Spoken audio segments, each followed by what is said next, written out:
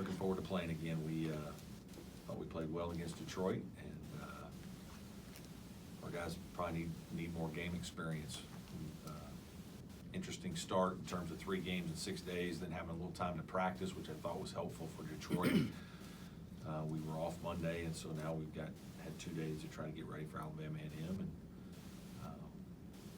we have obviously a big trip after that. So a lot going on here. Again, it'll kind of be another situation where we're playing 3 games in 6 days again. So it's been a quick start to the season. Are you guys kind of where you want to be now after 4 games? I don't think you're ever where you want to be in November, but I think we're probably where I expected us to be. I think this team has a chance to really improve, which is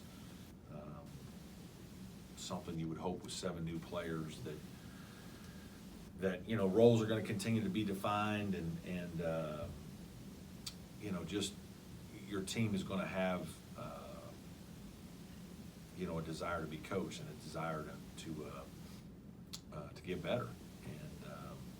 And I think we've learned a few things about ourselves. I do think that it's been a little different from the Italy experience, where it was kind of just games all the time. You've seen certain guys like Tevin Mack has probably played better now than he even did over in Italy, and the games have been a little bit different in nature in terms of the Detroit game was completely unique in that it was all 1-3-1 zone, and so it's just I think we're still adjusting to our team. We're still adjusting to not having Nick Honor, because that's changed some things for guys. But I do like the way this team approaches practice, and I think we've gotten better in certain areas, and we'll continue to get exposed in some, and we'll also continue to show that we do some things well, and that's probably normal for this time of year. Obviously, you played playing together over the summer, but with all these early games like you were talking about, is that good, do you think, for the guys? Yeah, I do. I think it's been good. Obviously, losing the Virginia Tech game was disappointing. We played reasonably well in spurts and didn't close the game very well, and that's part of the growth of a young team. It really is. And but I think we've kind of settled back in and played pretty consistently these last 3 games. And again, that's the competition is going to continue to increase, and we've got to get better with it. And we've had some guys play well in certain games and not others. I think we're still looking for a couple guys to be consistently good every night. I think we have to have that a little bit, especially heading into league play. It's that's something that's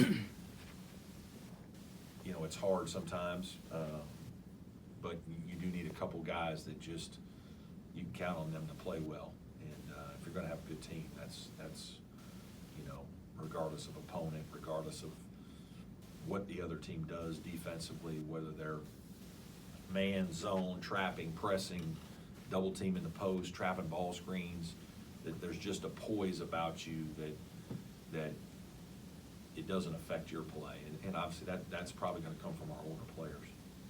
Hemingway, how much longer do you think he'll be out? Yeah, this has been a pretty difficult sprain. I think it's going a little slower than we would like. I really don't know about a timetable. I'm guessing a couple more weeks.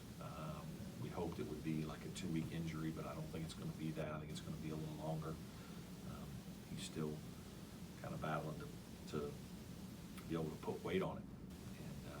And unfortunately, the high ankle sprains are difficult injuries, and he's been getting 2 and 3 treatments a day for the better part of a week now, but it's still slow going.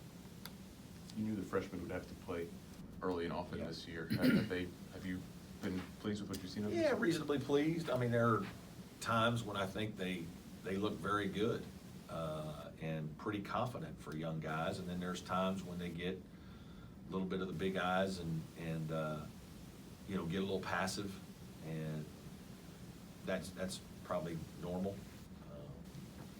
But all in all, pleased with, you know, their competitive spirit. I think their competitive spirit is good, and, you know, Al and Chase both, for young guys, they guard the ball pretty well. And I think that's been, you know, one of the things that we saw in Italy that we hoped when we recruited them, we thought that was gonna be the case, but you're never 100% sure how much will they really be able to do it. And they were able to do it against some good guards over there, and they've been able to do it, you know, at this level. Now there's a lot of team defensive things that are more involved that they're not always successful with right now. They don't recognize a lot of the things, but just their initial ability to guard the ball and their desire to compete defensively has been really pretty good for young players.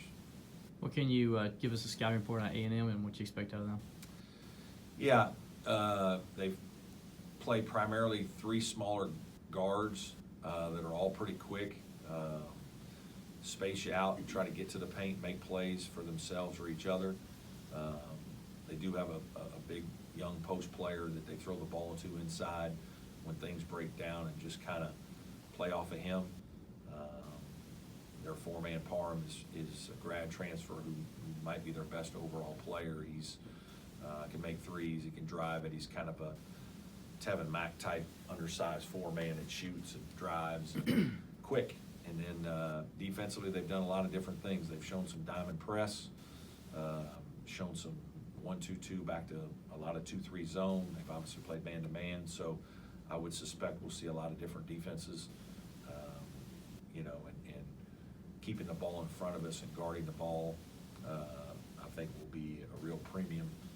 If we get split, if they start getting inside us a little bit, we have to rotate. And, they can hurt you on the boards and beat you in some other ways. So guarding the ball will be important in this game. What do you want to see out of your guys tomorrow heading in?